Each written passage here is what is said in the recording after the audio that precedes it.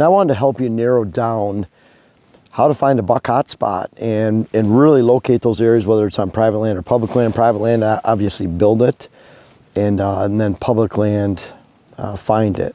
Let's look at first what a buck needs in its daily life. Of course, a buck needs a main food source, and that could be a clear cut on public land, could be a cornfield for that time period on private land, and of course food plots can set the tone for the entire hunting season and beyond. So they have to rely on that. They have that main food source. They're feeding 5 times in a 24-hour period.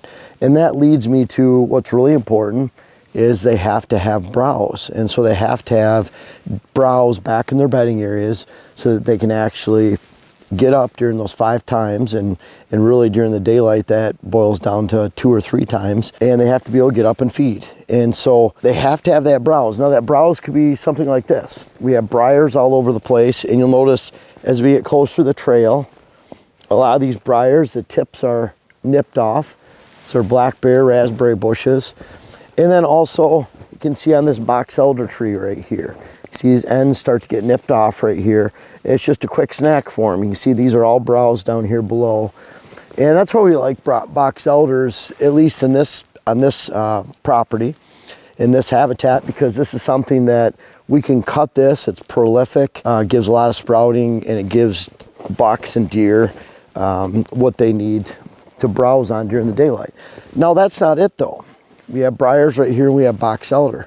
Really like to see some hardwood regeneration. We have a lot of hardwood regeneration back here. And if you can see, there's a big hole in the canopy up there. That hole in the canopy, sunlight comes down into the woods, and that's why we have all this thick cover right here. You see the canopy is closed over here, and we don't have that growth. We don't have that brush. So right here, nice big hole in the canopy. We have shrubs growing back there. We have briars, weeds, grasses, and that combination, the more the better, is what deer love to feed on and browse during the day. So that's really important. He has to have that main food source that he goes to, but then his bedding area during the daylight, it's that sacred place you want to find in the woods or develop in the woods, has to have browse, and along with that browse comes stems per acre. This is stems per acre. This is high stems per acre. Whether that's grass, briars, hardwood regeneration, shrubs, those are all stems coming out of the ground. And you can see as this stem count, it's really easy to see in the snow here, that's why I wanted to show you. But as the stem count increases, now you have more cover. So that perfect combination of cover, browse, in one spot. And you can look, I have Dylan turn around here, and you can see the other side of the hill over here, how open it is. Just open hardwoods back in here. And even though it gets a lot of southerly exposure, you know, people think, well, you're going to find deer only on the south side. Well, it's going to be where you find browse. It's going to be where you find those stems per acre. And in the case over there, we have a lot of work to do on that side of the woods, and that's pretty consistent all the way across this hollow. We have this bedding area here. We have a bedding area we've cut down there. We have a bedding area we've cut up top next to what we call the hermit food plot. And those are all spots that we can expect deer in general, and especially bucks, to hang out. Now we have, if you think again, we have the stems per acre for browse and cover. He has to have that main food source. And what we find is deer are not living, bucks are not living next to that main food source. So whether that's an ag field or a clear cut, now clear cut, a remote area on public land, that's thick cover. He might be living in and around that area. But when it comes to private land, for example, here we have a lot of the deer feeding over in the neighbor's beans and corn right now, at least on this side of the property. And they make that trek every single day from across the fields, and then they're coming back here in the morning. In the evening we see them leaving and going back over there, but we have more bedding cover over here, and that's a good thing. And we find that, and we saw this last night where Dylan and I hunted, that neighbor has a big large cornfield, and the deer are roughly a quarter mile away, at least the bucks, and they're bedding in a spot like this. Now it doesn't matter if it's high or low. In this case, these bucks are bedding down low down here because the food's up top. If the food was down here in this valley, and there's cover up top, then they're going to bed up there. So try to get that out of your mind as far as bucks always bed high, bucks always bed low. They're going to bed away from that food source, but they're going to bed within close proximity to it, meaning a quarter mile, 500 yards, 600 yards, 300 yards, so they can relate to it on a daily basis. They don't want to cross multiple property lines and a mile every day to find a food source. They're going to be somewhat of a tighter window. And when you find those areas where cover and food sources are more compact and there's not a lot of cover, maybe open ag, and the ag fields are all snowy like they are right now, then those bucks are going to be a little bit in a more of a tighter window. And what we find in big wilderness areas where they might be traveling to a clear cut, even bait piles during hunting season in those kind of areas, you find those bucks, because they have the space and because they're less tolerant, it seems, of any kind of human intrusion, they'll bed a lot further away. It might be a half mile is more consistent as opposed to a quarter mile or 200 or 300 yards. So you have to have that distance away from the food. You can't hunt right up against the food, or you're just waiting for them to come to the food. If you go there in the morning, you spook them out. So this is the kind of place I want to get back into during the morning and wait for the deer to come back to me. Go well away from food. Find a spot like this, but you have to have those ingredients, and these ingredients are pretty easy to see from an aerial photo. So what you're looking for when you're looking at aerial photo, like we're looking at HuntWise, there's actually 5 different maps we can choose from for different ages, but they each give a different contrast level. Sometimes the latest map is not the best because it doesn't give the greatest contrast. The greatest contrast will show small tops, clusters.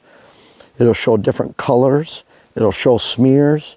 It'll show open grass, so you can really see those, not only the changes in habitat, but those lines of change, and that's where those deer travel.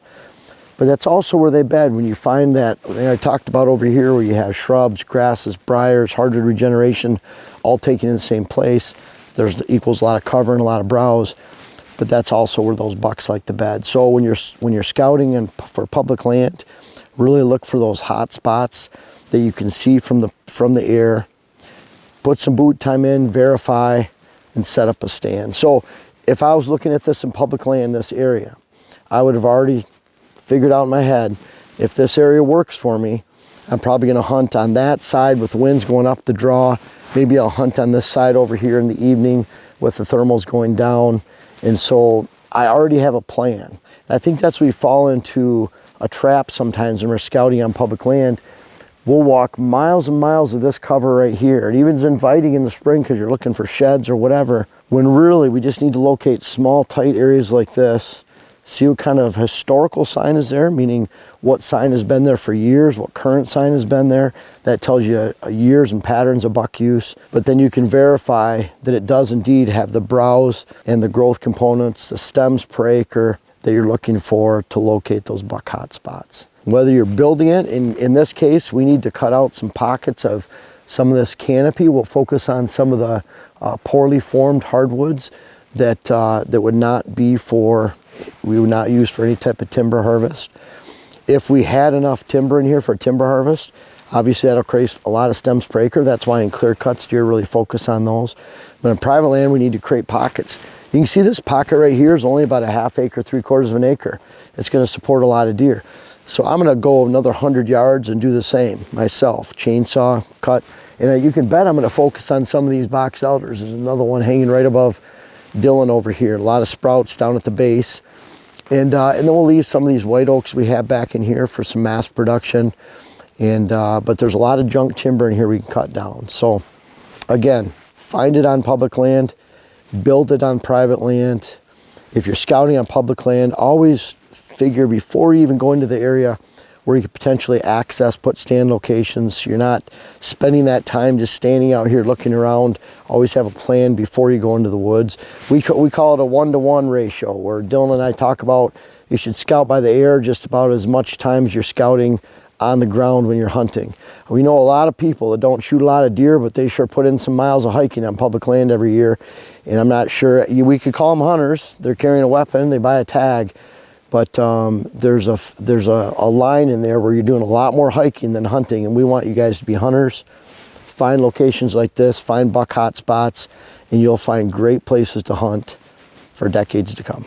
Hey, I'm really excited to introduce to you our Hills and Thermals web class. It's something we worked on all year. We're trying to put lots of facets of scouting, aerial imagery, diagrams on the whiteboard to really teach you how the wind moves through hills and how you should find bedding areas, how it relates to deer movements in general, how that relates to this is a bedding area stand, this is a food source afternoon stand. We really tried to put this together and offer you a complete picture of how to navigate hills and find better success consistently where you hunt.